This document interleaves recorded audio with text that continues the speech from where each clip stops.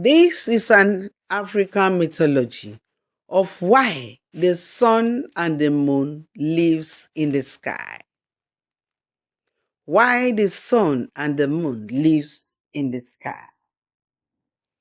A long time ago, the sun and the moon were husband and wife.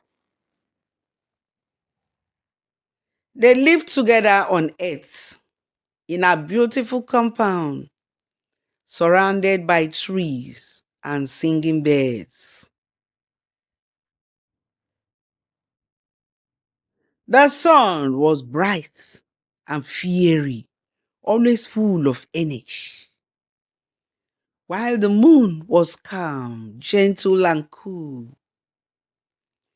They were friends with the water, who was vast and mighty. Water often came to visit them, but because he had so many companions,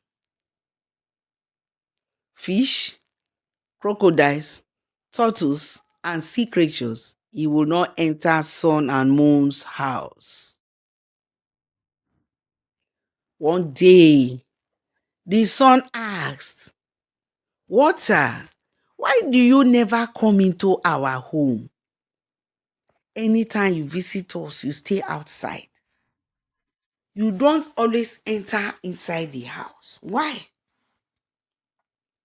Water laughed and replied, "Your house is too small for me, my friend, and my many children. We cannot enter there. Your house is too small for me and my many children," he repeated.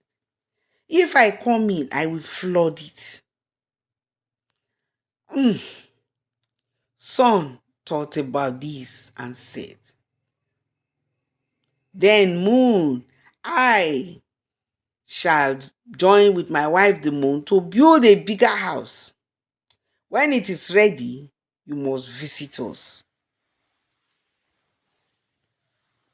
The water nodded. Yes, sun promised water that the moon and himself will build a bigger house so that when it is ready, they will invite the water to come and visit them. So, sun and moon began to build a very large house, a very, very mighty house, bigger than any the world had ever seen. It took them time to build it, but when it was finished, the sun joyfully invited water. "Water, you must come to my home now. You must enter my house. I and my wife, the moon, we have built a big house that can contain you." Water laughed and agreed. "Okay, I will come. Don't you worry." And a day was fixed. Water came, flowing with all his children. First, the fish entered, then crocodiles, hippos, and snakes slithered in. More and more water poured in until it reached the sun and moon's waist. "Do you still want me to come in?" asked water. "You can see that it is flooding the whole of your house." "Yes, come in, my friend," the sun insisted. "Come in." Water rose higher, reaching their shoulders, then their heads. At last, the whole house was flooded with nowhere else to go. The sun and the moon looked everywhere. There was nowhere that could contain them.